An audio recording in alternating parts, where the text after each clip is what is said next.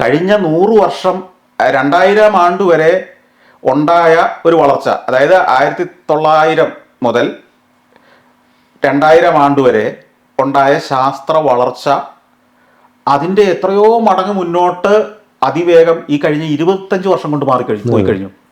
അപ്പൊ ഇനിയുള്ള ഈ 25 വർഷം കൊണ്ടുണ്ടായ മാറ്റം അടുത്ത 5 വർഷം കൊണ്ടുണ്ടാവും. ടെക്നോളജി ഏത് തരത്തിലാണ് വളർന്നുകൊണ്ടിരിക്കുന്നത്, ഏതെല്ലാം മേഖലയിൽ. ഒന്നാലോചിക്കുക, മെഡിക്കൽ സയൻസിൽ പോലും നോക്കൂ. മെഡിക്കൽ സയൻസിൽ പോലും നമ്മൾ ഏറ്റവും വലിയ വെല്ലുവിളികൾ നേരിട്ട പലതിനെയും മറികടന്നു കഴിഞ്ഞു, അല്ലേ? അപ്പം എന്നാൽ ഇനിയും നമുക്ക് വെല്ലുവിളികൾ ഉണ്ട്. ഈ വെല്ലുവിളികൾ സോൾവ് ചെയ്യാൻ വേണ്ടി നമ്മൾ ഈ ഭൂമി എന്ന് പറയുന്ന ഈ ഗ്രഹം വിട്ട് മറ്റ് ഗ്രഹങ്ങളിൽ ചെന്ന് റിസോഴ്സസ് കണ്ടെത്തേണ്ടി വരും.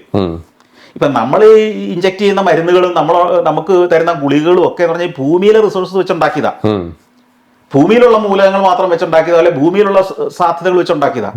മറ്റ് ഗ്രഹങ്ങളിൽ ഇപ്പം ഞാൻ ഒരു വെറുതെ ഒരു ചിന്തയാണ് പറയുന്നത്. ഇപ്പം നമ്മൾ ഈ സൗരയൂഥത്തിലെയോ അതിന് പുറത്തുള്ള മറ്റൊരു ഗ്രഹത്തിലുള്ള ഒരു മൂലകം, അതിൻ്റെ 1 ഗ്രാം നമ്മുടെ ശരീരത്തിൽ ചെന്ന് കഴിഞ്ഞാൽ ക്യാൻസർ കോശങ്ങളെ നശിപ്പിക്കുകയും ക്യാൻസറിൽ നിന്ന് മുക്തി നേടുകയും ചെയ്യില്ലെന്ന് നമുക്ക് പറയാൻ പറ്റുമോ?